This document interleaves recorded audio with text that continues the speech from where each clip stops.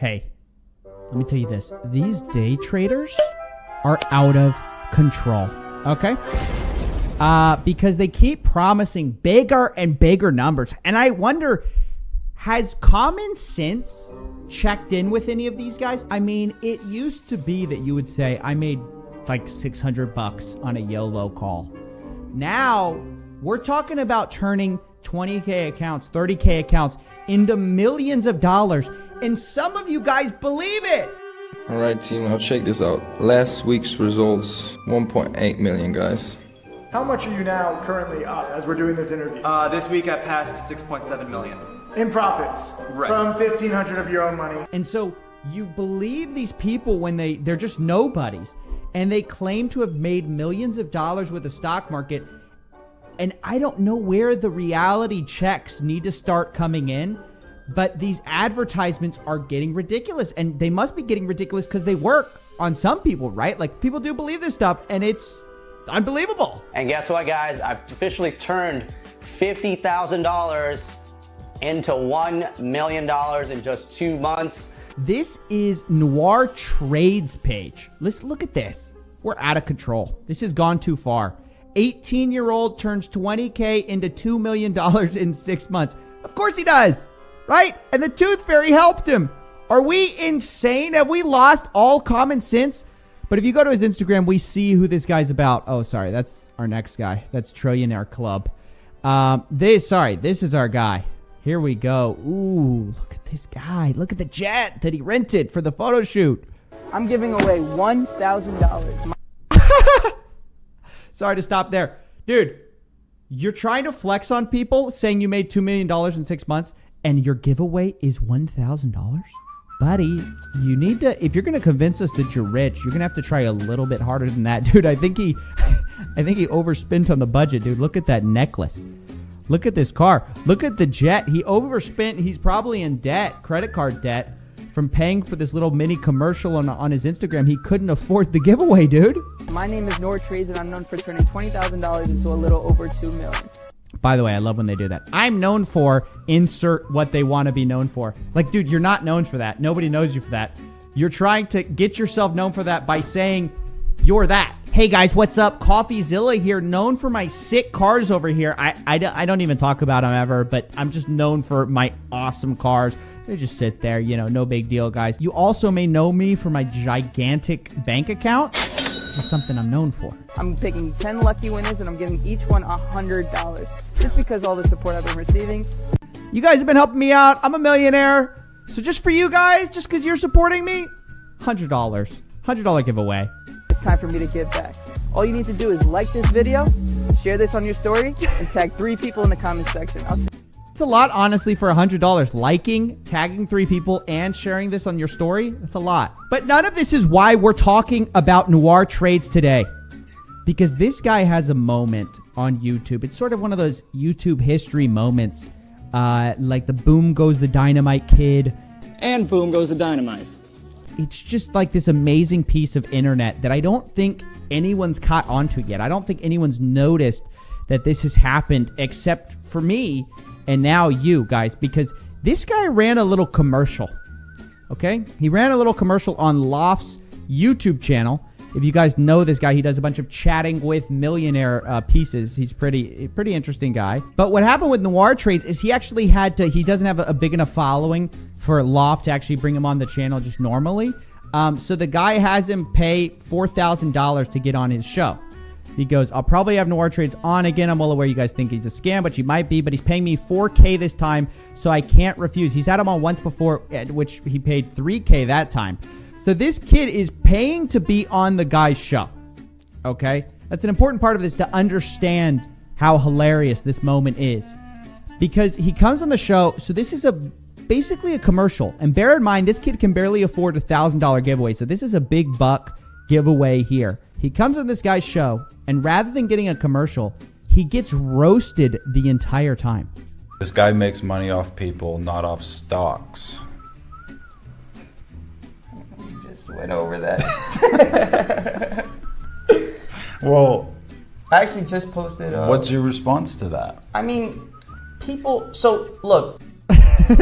I mean, well, You see, Andrew, I mean, people. So look, didn't think we'd be going over this. I paid you $4K to be on your show. I thought you'd help me out.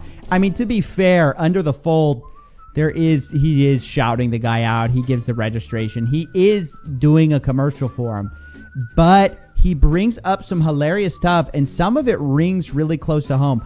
But look at how this sociopath answers one of these questions, because one of them is actually about one of his well-known frauds. This guy is a known fraudster who stole signal information from another guru. He can't even come up with his own guru crap.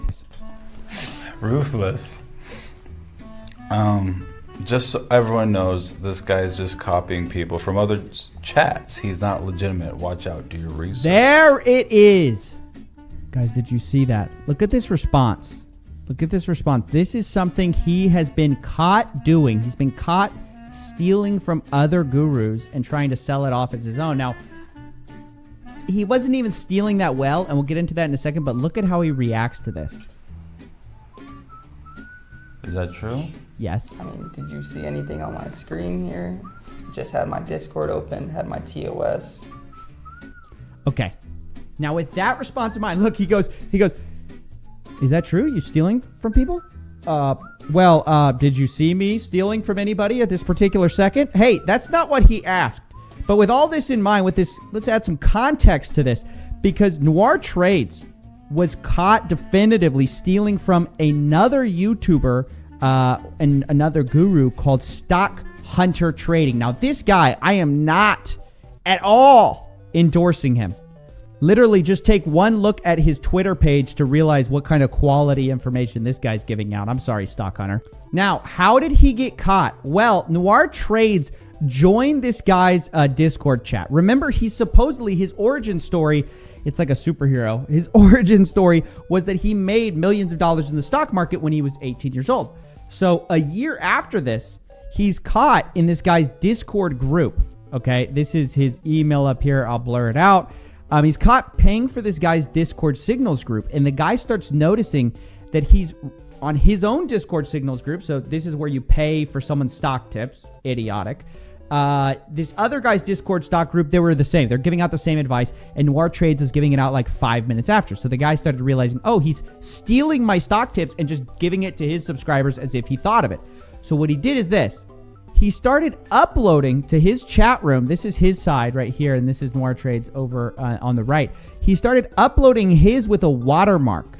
Okay, I don't know if you guys can see that down there. There's a little watermark. He'll zoom in a second. And the question is, would Noir Trades copy it with the watermarked image? Let's check it out. I started my notes at 6:46 a.m. Noir Trades came in at 6:52 a.m. and copied me word for word. Here is my company logo, Stock Hunter Trading LLC. This is a watermark, and he is copying it. You literally can't get more busted than this. And then imagine the fact that he doesn't even have the decency to run away and stop being a guru and just realize, hey, obviously I was faking it, guys. Haha, got a few of you, you guys paid me $200 a month for my Discord signals group, and I got like $200,000 a month total. I ripped you guys off, but haha, it was just a prank, bro. He doesn't even have the decency, the shame to do that. Instead, what he does is he goes on Loft. He tries to run a commercial thinking that no one's going to catch him. This guy's just copying people from other chats. He's not legitimate. Watch out. Do your research. Dude, I will pay for that to forever be enshrined. That if I ever create a Twitch chat, or I don't know if I can do this for like YouTube emotes, I want that to be one of them. Dude, just the realization, I paid this guy $4,000 and he's bringing up my biggest, most embarrassing moment of my entire career. One that delegitimizes me forever, by the way. If you ever follow this guy's Discord group while knowing this, you're an idiot. Because clearly he doesn't know what he's doing trading stocks. But not only was he stealing from this guy, he also was asking for help. So these are things he posted to the guy's Discord group while he was still a part of it. He got kicked out. Look at this. Okay, so no swing. Would you swing anything? He's talking about swing trading. Shopify 290 calls for a swing. He's asking questions because he doesn't know what he's doing. He doesn't know how to trade, so he's asking for help from this guy who then he kind of steals his whole thing. And again, this is not like stealing from Warren Buffett here. Remember who we're dealing with here, guys. This is so embarrassing. If this happened to me, I would never show my face again on the internet. But this kid doesn't care. He just keeps going and going and going. Chats. He's not legitimate. Watch out. Do your research. Anyway, I just thought you guys would really enjoy that. Let me know what you guys think. This is just nonstop. Where do we draw the line? I think anyone under 30, we should all not listen to, including myself, dude. If we can all take this advice collectively, I'm happy for you guys not to listen to my advice. In fact, I don't really give advice much. I mean, really, I just tell you guys who not to listen to, which is not hard to do because there's so many idiots out there. But I'm not trying to tell you how to live your life because, frankly, I don't know. Listen, Jesus waited till he was 30 to start preaching. If that's good enough for Jesus, it's good enough for me. I'm going to wait till I'm 30 before I start spitting out my guru. While I'm 30, when I'm 30, I'm just going to create a course and I'm going to tell you all how to live your life. But until then, you shouldn't listen to me. And you shouldn't listen to all these idiots. 18 years old millionaire? No, dude.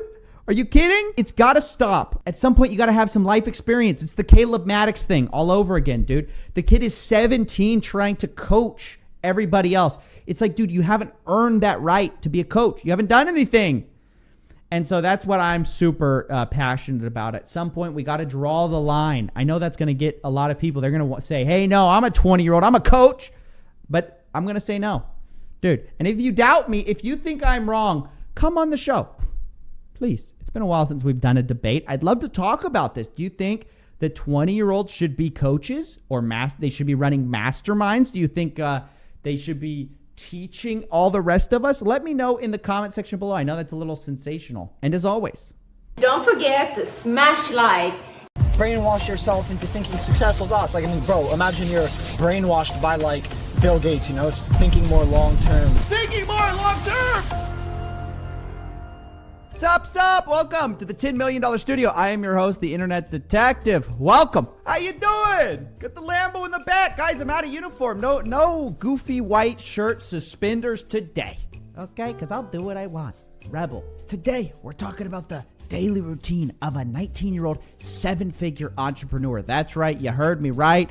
The kids are getting younger. They're getting richer. Honestly, back in my day, you know, it took us years to get to 7 figures. Nowadays, they're popping out of the womb, writing checks, making bets. That's all I'm going to say. Now, I'm going to say this right up front. Don't go harass this guy. I don't condone harassment generally, but the guy's 19. He's clearly making a mistake, and we're going to talk about it, but I want to be clear that this is made with love. Love for all. We're not going to be mean. We're just going to talk about the ridiculous expectations being set for young people today. They don't think they have to go to college. They think 9-to-5s are a scam. They think drop shipping's the only way. I don't know. It's a goofy little world, but my point is, be nice to him. So that's, with that preface out of the way, let's go ahead with it in mind that I'm going to be very nice to this guy. You hear that, guys? That sounds like drop shipping to me. Just okay. Tested me already, Mikey. I'm trying to be nice to you right now. You can't. He's riding in a Lambo. What does that sound like? Sounds like drop shipping to me. You hear that, guys? That sounds like drop shipping to me. Yeah, it's going to be a cringy video. I'm just going to tell you guys that right up front. Okay? So the very first thing I do, you know, besides drink a rain, you know, not sponsored, but no, I can't address that. I'm losing brain cells. I actually go for walks every single morning because I figured when I go for walks, I know it sounds like freaking nerdy and stuff, like what am I, like a 60-year-old grandpa or something, but in all seriousness, like walking, and then, you know, when you're... What? It doesn't sound nerdy at all. It's just like what humans do. They've been walking forever. Babies. What am I, a freaking baby? Like, walking? Like, what are you talking about? You're tweaking off of like 300 milligrams of caffeine, like you just get genius thoughts and like literally like 7-figure ideas. So... Did I make fun of this guy? I apologize. I didn't realize he was tweaking off 300 milligrams of caffeine. You know, Warren Buffett, Elon Musk, that's their secret. All right, guys, literally, as you can see, I have my freaking initials in here. But, yeah, I literally, you know, freaking run the hills gang. I'm upset by this. But, yeah, I did that a couple months ago. So, you know, that just shows that I've been walking like a motherfucker. I'm like Usain Bolt, except I'm the walker. No. If he pitched this with a little sense of irony, he'd be a comedian. See, we have this preconceived idea that I was taught, that you were taught in school by teachers on, how to get rich, how to become successful is by going to college. But in reality, my parents, my friends' parents, even some of my friends are like, oh, Shopify, making money online and shit, having your online store is a scam. Okay, so this is the most pernicious myth that I see. It's like, yeah, college, scam. Everything else, not a scam, right? It's a very common idea. Now, listen, nobody's calling dropshipping or Shopify by itself a scam. People are saying what is being pitched is the scam. You're saying you're going to make $1 million in 6 months, $1 million in 2 years, 3 years, whatever. The truth about entrepreneurship is like acting. Is acting, going to LA to be an actor, a scam? Well, no, technically not. But if you started a course where you're like, anybody can be an actor, just join my course of how to be like Brad Pitt or whatever, that's a scam, right? Because that's obviously not true. Obviously, acting is this huge risk. You got to be a combination of lucky, skilled, you got to be smart, you got to persevere. Like, it's true of any kind of, start on your own stuff. This is why I don't recommend people go become YouTubers, because most people don't make it. It's just the honest truth. Is it possible to make a living? Yes, with dropshipping, with any kind of YouTube stuff, all these kind of things. But is this the right career path for many people? No, I don't know.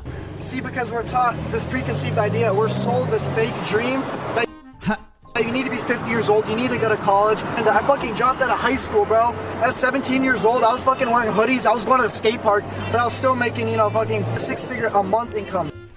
This guy makes it really hard to be nice to. No, you weren't. And stop glorifying dropping out of high school. Well, I'm not saying drop out or anything, but like, if you truly brainwash yourself, and I'm not saying brainwash in a bad way, but like brainwash yourself into thinking successful thoughts. Like, I mean, bro, imagine you're brainwashed by like Bill Gates, it's not being necessarily brainwashed for the worse. Also, being part of a stoic, ideally, stoic is basically anyone who forgoes present pleasure for future gain. You weren't even patient enough to drop out of high school, and you fancy yourself a stoic? Oh. Thinking more long-term rather than thinking more long-term. Guys, drop out of high school, drop out of college. Hey, we don't need college. Scam. College, scam. You know what? But I'm a stoic. Listen, guys, this whole idea, this whole myth, I'm not going to say it never happens because obviously there's precocious people, right? But there's a huge myth out there that it's realistic and achievable to hit success in your 20s, right? Even in your 20s. There's this huge push, like from people like Tim Ferriss, people like Dan Locke. They're like, hey, yeah, it's normal to expect that I'm going to be a millionaire by the time, I'm 19 years old, right? It's ridiculous, and it makes people feel bad about themselves, but not only that, it makes them buy into dumb courses and actually drop out of things that could actually improve their education, like, high school. A couple of years ago, I was literally getting all Fs in school, and I just told everyone I was going to become a dropshipper and move to LA. If you're a parent, I'm sure you love to hear that. Hey, mom, dad, report cards all Fs again, but it's okay. I'm going to go sell a course now. So I just thought with this YouTube channel, with the $17 course, bro, like, how can I change other people's lives? Because obviously I have my own businesses and stuff like that, but as a stoic does... as a stoic does... He works his life for the better of other people, not just himself. I could benefit myself, but true stoics, just like I read in the book today, I mean, I've been living by this principle, but like, I'm trying to live together as a community, trying to better the community. You know what I'm saying? No, we don't know what you're saying. The communities. Hey, the $17 course, whatever, ain't helping nobody. That's the sound of the cops. Hey, listen, I'm saying this right now. Okay, because you're like, $17 course. It's not the end of the world, Stephen. That's true. It's not the end of the world. He's a young man, young in his game. But let me say, I got DM'd by someone on Instagram who one of this guy's coaches reached out to and tried to upsell into $1,000 courses. So he's got the back end where he's trying to get people in on the expensive coaching to afford his life. But I want you guys to know, look, this isn't real. It's all fake. It's all WWE entertainment, ridiculous nonsense, okay? Honestly, people like this, they've learned that people older than them are just faking it till you make it. So they go, why can't I when they're 19? And you know what? To be honest, they have a point. This guy's about as qualified as a lot of the other gurus you see all the time, which is to say not qualified at all. So that's what I want to call out, guys. I think when you see a 19-year-old flexing, it's easier to see through the ridiculous, kind of transparently vapid philosophy of, oh, college education, a scam. But you know what's not a scam? Drop shipping. It's just not true, okay? Right? Listen, He's going to get his act together. He's young. He's learning the game. But if you're going to make a video like this, you're going to get, of course, called out. Do you guys remember the retirement video? This is the one where Max Trubisky fake retired and said, only 2 stores remaining. I want to give you a Finnish Shopify store for only $19.95. The idea was he broke his arms and he gave some sob story. I mean, this is basically that, but just a different guy. Just a copy of a copy of a copy, right? Look at this. These 8 stores are exact duplicates of this one that's generated me around $7,000 yesterday. How's that any different from Max Trubisky giving away a bunch of stores too for, money? But not before I gave away 20 e-commerce brands to you guys, to whoever's watching this video. Brands that we've already built and we were gonna use that are identical in theme, in products found, in logo, in color scheme. Does that sound anything like this? It has the same exact branding, the same color schemes, the same products. Everything is ready to go. We've done a lot. Oh, so it's the same as the other guy, right? So what's your excuse for? This was a big win. Ladies and gentlemen, rarely is justice served quickly in the legal system. Usually you have to wait years to see a result. But today is an exception. And I want to share it with you guys because just a week ago, we talked about this YouTuber, Atozi, getting sued for absolutely insane reasons. Basically, he called out this millionaire crypto YouTuber, BitBoy Crypto, and got sued because of it. You've been served early. What are you doing?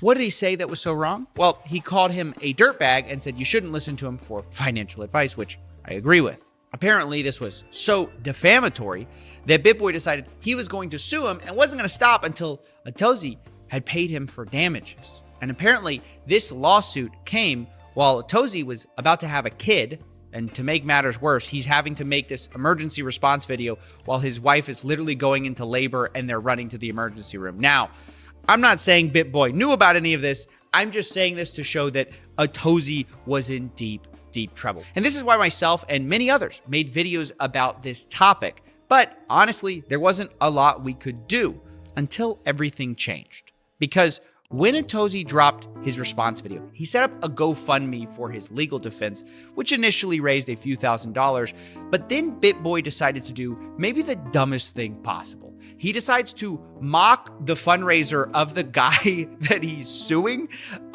He says, I'm sure they can all borrow $10 from their mom's purse to help you out there, bud. Talking, of course, about Atozi's fans.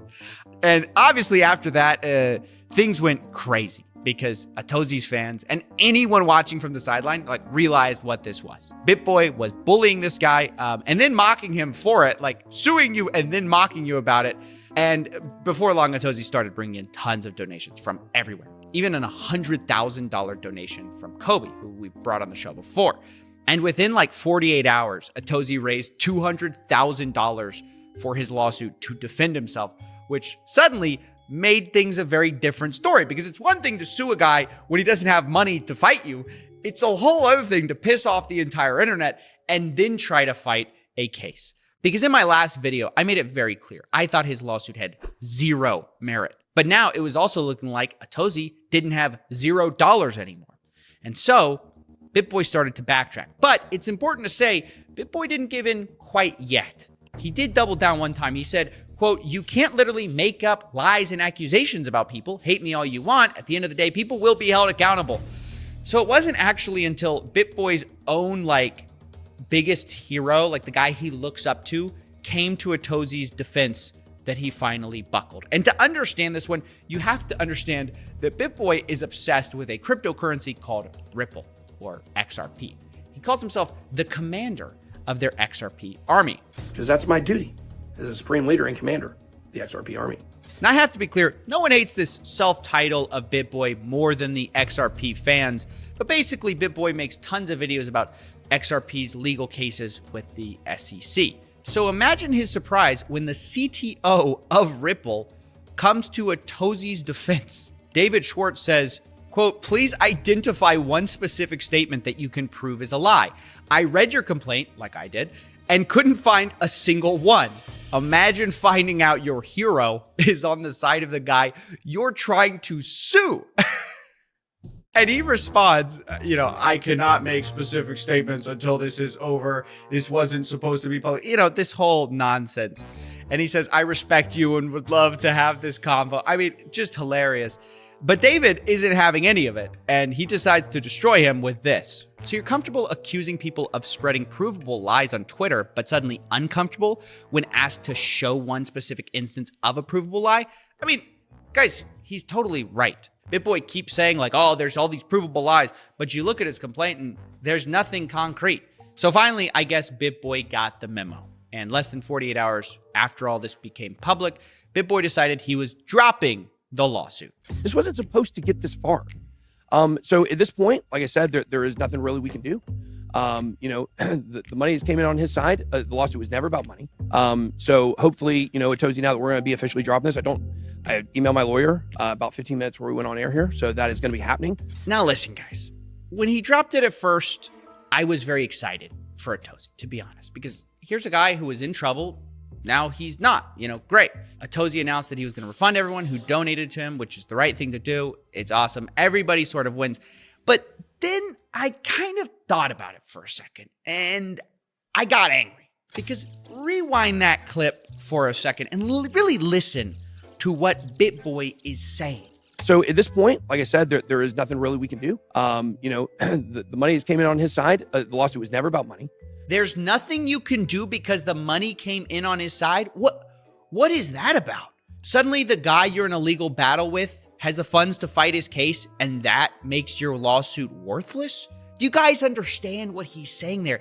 There's nothing we can do because the money came in on his side. Nothing about the facts of the case have changed here, guys. The only thing that's really changed is everyone found out about it, and Atozy got money to actually defend himself. The fact that that is what seems to have made BitBoy drop his case is so telling for the fact that this was all about bullying him in the first place. Because look, what else has changed? I think this was a play by BitBoy, who knows he's a millionaire. He knows Atozy's not. And he basically wants to punish him for criticizing him too heavily. And when that backfired, I think he backed out of it. And it wasn't just this statement that BitBoy said when he was basically dropping the lawsuit that was questionable. He also said this. We did not want this to become public. I guess when I decided to do this back in November, I wanted to keep this behind closed doors. I've had another lawsuit. It was behind closed doors. And it worked out great. Yeah, he wanted to keep it behind closed doors. He's sorry it got out. It's already suspicious when you start to talk like that. But I also don't know if this is really true, because BitBoy knew this thing would become public, which is like what confused me about this whole thing. Because way back in December, guys, of 2021, I knew BitBoy was planning to sue Atozy, and I told him that I was going to make a video about it because I thought it was frivolous and bullying, and I gave him a media request to respond to. Here's the email proving it. So this whole thing of like, oh, I expected it to be private, I didn't know it would be leaked to the press, that's why I'm suddenly changing my mind. That's not true. BitBoy knew for like 7-8 months that this was going to be covered. So it's just funny that he's like, oh, I thought this would be behind closed doors. No. You thought you could get away with it, and you couldn't. He thought nobody was going to come to Atozy's aid. He thought that the only people who would support Atozy are kids borrowing from their mom's purse. But I just wanted to celebrate this win and let you guys know that your direct support just ends up making a huge difference, and it prevents people from getting legally bullied, because this happens all the time, and it's not always a big YouTuber with millions of subscribers who can afford to fight it and can draw attention to it. It's oftentimes little YouTubers who don't have a voice. So I wanted to draw attention to that scummy behavior, and then also celebrate the win in this case of how he fought back, and we won. Because it's actions like this that makes this community so cool to be a part of. Enjoy the win for now. I'll see you in the next one. Today, I'm getting a PhD from Hustler University, also known as Hustlerversity by those of us with the grind set. It was created by this guy. I'm Top G. You think you're smart? I bought this coin and it's going up. You could have bought any coin and it went up in the last year. The Matrix was broken. Hustlers University is the greatest thing that exists on the face of the planet for people who are trying to escape the Matrix. Become Hustlers University. Welcome to the metaverse. Inject it into your brain. You can skip university, you can buy my program, and I guarantee you will know everything you need to know. Have you ever seen a college professor with an X63 and a McLaren and a Lambo and an Aston Martin standing next to a Porsche? No, you've never seen any of this. I know how to make cash. Now, if you're wondering why I'm enrolling in a college that looks like it was started by the son of Mr. Worldwide, it's actually quite simple. Hustleversity was started by Andrew Tate, a guy that basically no one knew about until 6 months ago, and is now somehow more searched than Mr. Beast, Kanye West, or most shocking of all, even the Island Boys, who I thought would have a career forever. But such are the tides of fame, I suppose. And I guess the real question is, how did this happen and why? Well, Andrew attributes his meteoric success to a change in business strategy. I put together a particular strategy about 6 months ago because I decided to step up my overall exposure because of a new product I launched. I run an online school that teaches people how to make money online. I changed my approach towards social media, and I ended up absolutely everywhere. Now, if you're wondering what business strategy that is, or even what business this guy's in, turns out he's one of these male success gurus who will be your surrogate father essentially for a fee.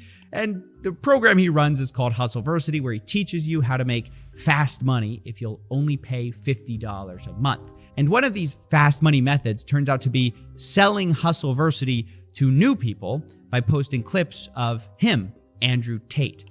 And because of this, it kind of created this pyramid scheme where there was a flood of TikTok videos and biased reviews saying that Andrew Tate is the one true savior that will save you from poverty. He's basically Morpheus from the Matrix, and that's not even me calling him that. He calls himself that. I get called Morpheus a lot. We are living inside of the Matrix, and I am Morpheus. He says he wants to wake you from your mental prisons, all by selling you a program that sounds like what high school dropouts used to put as their education status on Facebook. Attended the School of Hard Knocks and graduated Hustleversity with a PhD. Wait, you're a doctor? No, that's the pimping hose degree, which is something, by the way, I didn't make up. It's a course that Andrew Tate himself sells. But I don't think you want to take advice from someone who's in the middle of a human investigation. And that's not even to mention accusations of beating women, or him allegedly admitting that one of his businesses was, quote, a total scam. But none of this has stopped over 100,000 people from signing up for Hustleversity, which at $50 a month nets him $5 million a month, despite it being a repackaged version of the same male guru grift that we've seen over 100 times, like Tom Vu, John Crestani, Dan Lok, Grant Cardone. Need I go on? What's the difference with Tate? See, despite his alleged criminality, toxicity, psychopathy, Andrew does have one undeniable skill that seems to be responsible for most or all of his success so far. He's just really entertaining. I hate everyone equally. Don't come at me and call me sexist or racist or any of these things. I hate everyone. I don't care if you're black, white, straight, gay, man, and woman. I hate you anyway. I do know how to administer CPR. However, I will not administer CPR unless you're a hot female. If you're some fat dude and you just had a heart attack and I don't really know you.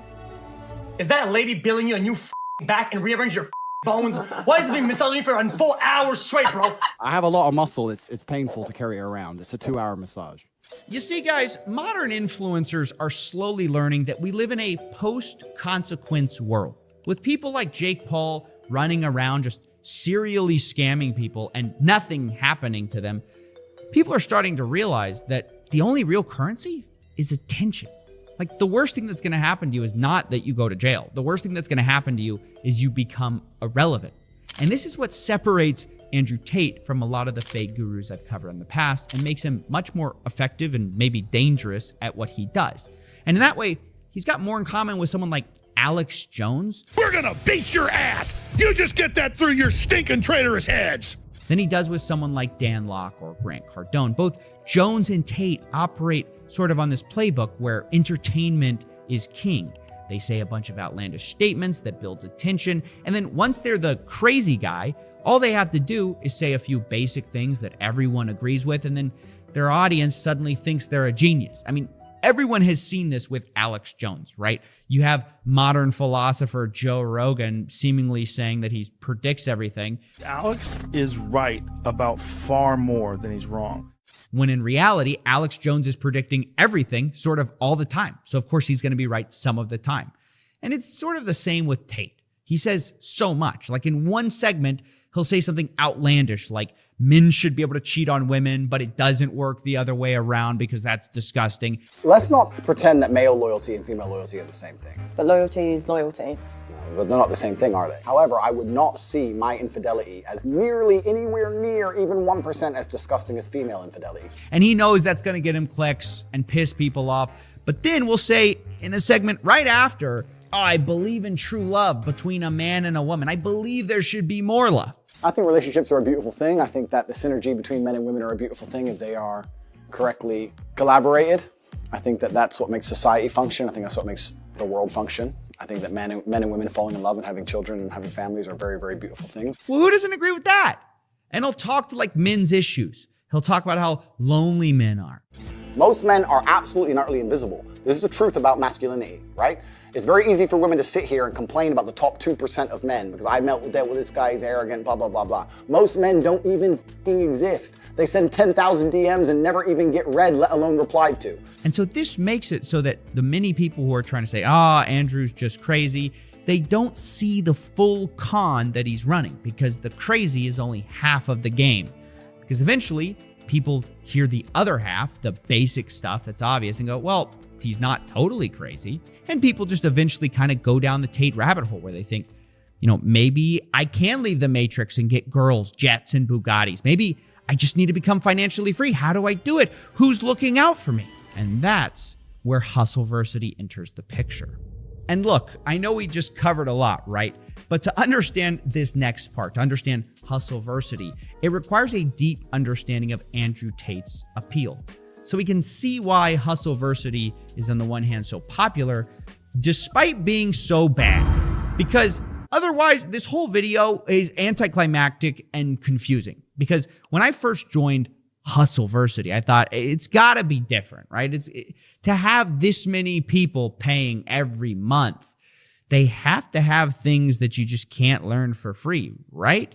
Wrong. Once again, I'm disappointed because I joined this month and have been going through the classes, which is basically all of the same boring topics all of these guys teach about making money. It's all the most surface level stuff. He assigns a so-called professor to each skill, and all of this all takes place inside of Discord servers. And so in these chat rooms where your instructors have a fraction of the charisma of Tate, you're supposed to commit yourself to these skill sets, which are super surface level because, of course, this all appeals to the lowest common denominator men who think answers can come from TikTok videos. And this is where it starts to hit you as you're scrolling through Discord threads, that this kind of was all a big bait and switch. I mean, think about it. You've been told you're going to escape the Matrix. You're going to take the red pill. But what you end up doing in this course is sort of learning how to run an Amazon side hustle for Jeff Bezos. Like, no offense, you're not breaking the Matrix. You work for the richest guy in the world. Like, imagine Morpheus gives Neo the red pill and says, hey, have you ever day traded before? It doesn't stop there either. Like, you've been told you're going to be rich, right? I guarantee you will make money with this system. Hold on tight. We're about to get rich. But Hustlers University sort of changes the rules and definitions once you're inside. Like, they have this cash quadrant of time and cash where you're either time poor or cash poor, time rich, cash poor, cash rich, time poor. You get the idea. And what they define cash rich as is very telling. They define it as having $5,000, which by that definition, guys, I'm proud to say I'm cash rich. Now, guys, look, having $5,000 is great, but you ain't rich, right?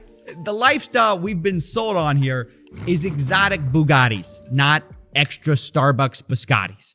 I mean, am I crazy here? Like, I feel like most people who join this Discord want olive Lamborghinis and they're sort of getting Olive Garden fettuccine. And this weird disconnect is everywhere, where Andrew Tate is practically screaming how great Hustlers University is on the one hand. Hustlers University is the greatest thing that exists on the face of the planet for people who are trying to escape the Matrix. And yet, if you look at their own success screenshots that they provide, their students are getting at best like very part-time income. Like, there's screenshots of $400 a month, maybe $2,000 a month. And those are the examples they chose, which I'm not knocking the people who are doing this, like, good for them. But unless you consider being cash rich having $5,000 total in your bank account, then this course doesn't seem to be getting people rich. It just teaches lost guys extremely basic skills that are free to learn, but charges them $50 a month for it so they can feel like they're escaping the matrix by working for Jeff Bezos. And this all brings us kind of back to the real reason for the success of Hustlers University, which is, of course, Tate himself. But the irony is that once you join the university, you barely see Tate at all. He claims to be teaching the secrets to modern wealth creation, but the reality is, from what I saw, he was too busy marketing to actually be present in the Discord. And instead, you just had all these random people teaching you like e-commerce or freelancing or copywriting and investing.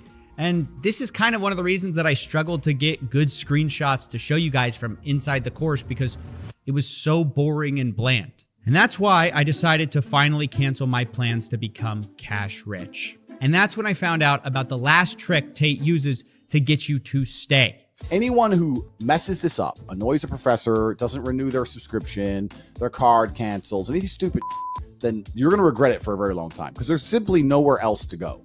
That's right. They tell you there's nowhere else to go besides Hustlers University. This is the only place where you're going to learn not to be broke. And even the people who want to be part of it and simply don't have the money, Tate has told them that there's no second chances. They're going to go back in the matrix if they miss a single payment. I had unsubscribed to get my mother a birthday present, but I resubscribed the next month. I don't believe that. I don't believe you. And I also think if you were a member of Hustlers University for a month and you didn't make enough money to buy your mother a birthday present, you f***ed up. So you're probably going to end up kicked out. Like, their two responses are, that's not true. And even if it is, it's your fault anyways, which I find amazing. It couldn't be the program, right, guys?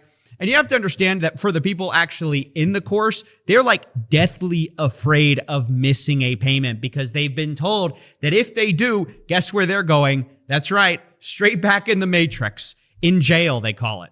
And you'll see we have people in jail. So people who don't renew, we don't kick you out. We put you in the jail and you sit there in your cell and you have no access to the money-making information. And we just flood you with all the endless wins. Every time someone wins, we show you.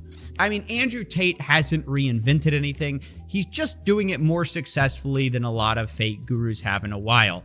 But the result is the same as ever, where the real person getting rich, truly rich, is Andrew Tate. You're broke! You're f***ing poor! Boys, girls, I hope you're doing well. You know, one of the interesting things about YouTube is my favorite type of content is when other YouTubers talk, they break the fourth wall, talk about their inner thoughts, talk about what they've been going through. But myself, I always find that to be so uninteresting on camera. But we're going to try it anyways. And look, if it doesn't work, hey, we can just pretend this episode never happened. You and I won't speak of this again. This will be one of the great lost episodes of Coffeezilla. We'll remove it. We'll banish it to the shadow realm. And we'll just move on with their life, okay? But I want to tell you guys something I've been thinking about, and it came from a conversation with Graham Stephan. Look, you guys know I had him on my podcast, The Drip, Fridays, and he came on my live stream and told me not to live stream anymore. One of the things, I'll just tell you up front, one of the things that I think you're doing wrong from a growth perspective is doing live streams. Long live streams like this lower the overall click-through rate. So very few people are likely to go back and watch your live stream. So YouTube sees that as a not very performing video. So he says, look, just move the live stream to a different channel. So what would have been better for you to do right. is, if you want to do live streams, make a second channel for that. And I think he's right. I'm going to try it out. I'm going to try it for like a month, see if I see any difference. If not, we'll move it back to the channel. But if you're a fan of the live stream, you should know we're moving it to The Drip. It's a YouTube channel all on its own. I'm going to leave it first, link in the description. Go subscribe if you want to continue to be kept up to date with that, because here going forward, we're not having it hosted here on Coffeezilla. So go subscribe to The Drip. We're going to have great guests. We got Philip Solo TV coming on. It's going to be epic. But that conversation got me thinking about something larger, which is change. It's been a thing I've been experiencing. I'm talking to my friends a lot recently. A lot of my creator friends are feeling burnt out, tired of the content they're producing, tired of, repeating themselves, tired of doing the same thing. And I wanted to put this out there, maybe even for myself a little bit, and some of you at home who are wondering, what you should do if you're facing kind of a crossroads. I think life is about embracing change, which might sound a little cliche to say, but coupled with change is the fear and possibility of failure. So really what I'm saying is that life is about embracing failure. That's definitely been true of my life. I don't know if you guys know, but even the people who've been riding with me since coffee break days, like I've tried so many things on YouTube, even prior to that. You know, I've had a piano channel. I've had a Twitch channel where I'd get 5 viewers, you know, every night, and I'd stream for like 3 hours. The channel never took off. It died. It was a terrible idea from the start. You know, I ran an interview show. That was like the start of Coffeezilla, was an interview show. I was going to interview video essayists. I was sure it was the next big thing. That totally bombed. But I realized throwing those things against the wall and seeing them fail actually is what caused me to get to where I am today. And I couldn't have gotten here without basically making a series of failures that, you know, blew up in my face. They bombed at the time. And I think that's what everyone misses. They want to shortcut success. They want to avoid failure. And that's what keeps them from changing, is because they think that by being smart, they can dodge failure. But I don't think you can. I think it's the failures that make the successes, not the other way around. It's not like you endure failure until you hit success. No, the failure helps you learn how to be successful. So I wanted to say to you guys, don't be afraid about failing with change, because you probably will. Like, honestly, most of the things that I've tried on this platform have bombed, but nobody ever remembers the bombs. Nobody ever remembers the fails. Well, maybe you guys do a little bit, but we can just make it an inside joke. That's fine. But the point is, at the end of the day, people forget about that stuff and they just remember what you end up succeeding at. And that's something that I think about a lot. You know, I read this book called Made in America by Sam Walton, the guy who, you know, made Walmart.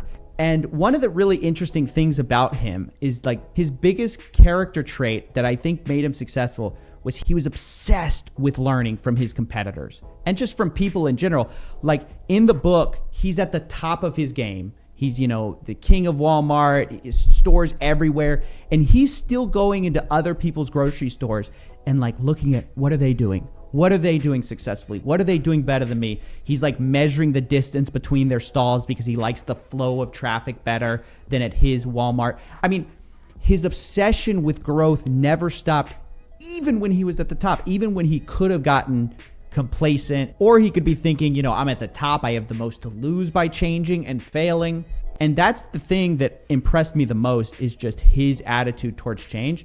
And it's what I try to do as well. Dude, I sound like an inspirational guru right now. I swear, I'm not. This is just actually true. This is really what I believe about the world, is that when you stop trying new things is the exact second that you stop getting better. You stop growing. And I've seen so many other YouTubers do it. Like, you see them grow, and when they get that big audience, you see them get paralyzed. I know you guys can think of 1 or 2 creators right now who this has happened to, and they just keep doing the same content that got them successful 5 years ago because they're simply afraid to grow. They're afraid to, you know, stop doing what has always worked for them. And I think you can't be afraid of that. And that's really something I try to remember. And it's what I think about when Graham gives me advice like that. Hey, stop live streaming. Maybe he's right. Let's try it out. Let's move it to another channel for 30 days. What's the harm? Worst thing that happens? It flops. Honestly, nobody's going to remember it. 5 months from now, no one's going to remember that we took a month to go put it on the other channel. It doesn't matter. So I don't know if there's some of you out there that need to hear this advice right now. I know I definitely need to be reminded of it sometimes. So yeah, I hope you guys enjoyed this little rant. That's what I've been thinking about. How you can change big and small. Because let me give you a little secret. We're about to make a big change. The live streaming is a small thing. We're on the come up of a big change with the $10 million studio about to be completed. I know I've been talking about it forever. Guys, it's around the corner. Before the new year, I think we'll have it for you guys. But we're about to make a giant change to content, and I hope you guys roll with me on that, because I promise you one thing. I won't stop trying to improve. We won't stop making this community better, more fun, have bigger and better videos for you guys. So thanks for riding with me so far, guys. I hope we can go even further. See you next time. As always, smash like and subscribe. Thank you. 2 of the largest bank failures in history happened this week. But before we talk about why, I have a question. Why is Jim Cramer so good at being so bad at his job? Just months before they both collapsed, he said this. These are never, ever talked about. Why? Because it's too boring? I like to make money. boring is good. Watch out for Signature Bank, that's my fave. SVB Financial, don't you want? This company's a merchant bank with a deposit base that Wall Street had been mistakenly concerned about. This morning, we witnessed the second largest bank failure in American history, which naturally created a wave of fear as the day went on.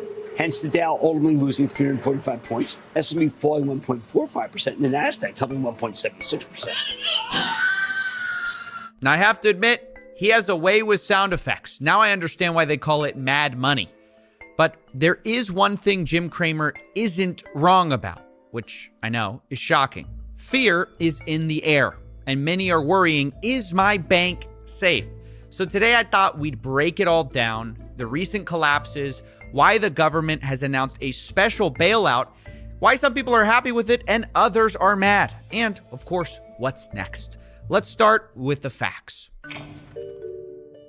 3 major banks in the United States have failed in a short period of time: Silvergate, Signature Bank, and Silicon Valley Bank. Now, Silvergate was the smallest with about $11 billion in assets. Signature was like the mid-sized one, and Silicon Valley Bank was the largest. Now, Silvergate and Signature Bank were well known in the crypto space, while Silicon Valley Bank was massive in the tech startup world.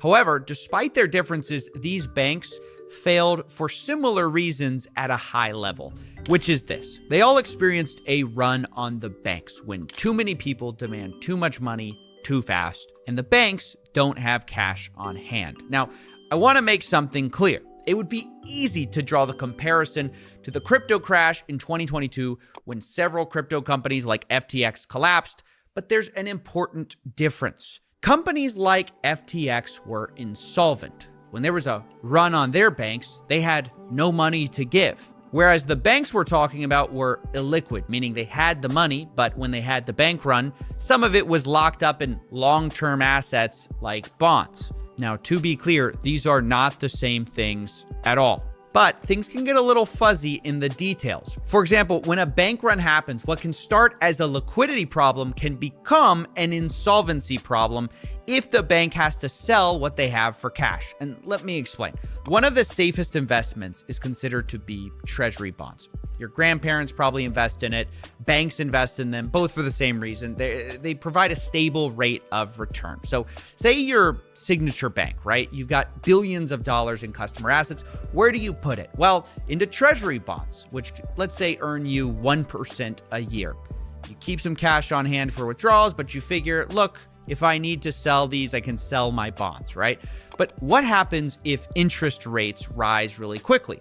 Well, suddenly you have this 5-year bond you bought a year ago, which gives you 1% a year. But now the government is selling the same 5-year bond and offering 5%. Because of that, now your bond's value on the open market drops. It's no longer even worth what you paid for it because it's giving less interest than other bonds. And so if you try to sell that, well, now you lose money. Now, to be clear, if you held the bond to maturity, well, you would still make that 1% and not lose anything. But when depositors are asking for cash, it's simply not an option to hold on. Now, I know that seems complicated, but the essence of it is this. Banks were forced to sell long-term assets that they didn't want to sell, like bonds, and they took losses because of these bank runs. Because of that, what started as a liquidity crisis became an insolvency crisis, and that's why they got shut down, because they weren't going to be able to service all those withdrawals. So now what, right? Doesn't the government guarantee bank deposits? Why are we even talking about this? Well, they kind of do. The FDIC insures up to $250,000 per account. However, at places like Silicon Valley Bank, they had a lot of accounts with a lot more than that. Because as we spoke of, they hosted a lot of venture capital startups that might have had anywhere from $10 to $50 million in there. And suddenly, that company, which was healthy yesterday, now can't get access to that money and can't meet payroll because their bank had failed. And this triggered a huge response from many in Silicon Valley to call for depositors to have their money guaranteed, with people like Jason Calacanis saying, you should be absolutely terrified right now. That is the proper reaction to a bank run and contagion. Guarantee all deposits up to $10 million or this will spiral into chaos. And comments like this sparked a huge debate on whether the government should or would get involved. Ultimately, with the answer coming on Sunday when the U.S. Treasury said this, quote, depositors will have access to all of their money. And there you have it. The U.S. government is stepping in to save not only Silicon Valley Bank, but also Signature Bank as well. They did this citing a systemic risk exception, which really boils down to a single idea. Please don't panic, guys. Please don't take out your money. Ultimately, the U.S. government doesn't want you worried about your bank deposits. However, not everyone saw this as a win. Many were quick to point out that, once again, the government only seems to step in to help a certain type of person. Quote, Mark Cuban, bail out Silicon Valley Bank tonight. Feds, approved. Goldman Sachs needs $824 billion. Approved. JP Morgan Chase needs $416 billion. Approved. Average Joe, my wife has cancer. Can we get Medicare? We're broke. Now, I do have to tell you that those in favor of the Fed's actions will tell you that this is an unfair characterization, that it's not the super rich getting bailed out. They'll point out that this isn't a traditional bailout at all because it only applies to the depositors and that executives and shareholders will get nothing. And that sounds good, except for the fact that some executives and shareholders in Silicon Valley Bank had already cashed out, with Greg Becker, the CEO, selling $3.6 million worth of his shares right before their collapse. And this gets even worse when you consider that Greg Becker was one of the people who lobbied to deregulate his own bank. According to Heather Landy of Quartz, quote, the ability of these banks to fly under the radar in the U.S. was no accident. Greg Becker, SVB's CEO, lobbied U.S. officials several years ago to raise the asset threshold at which banks would be considered systemically important. So let's get this straight. They faced less regulatory scrutiny because they weren't systemically important, according to them, but when everything goes wrong, they're systemically risky and must be bailed out.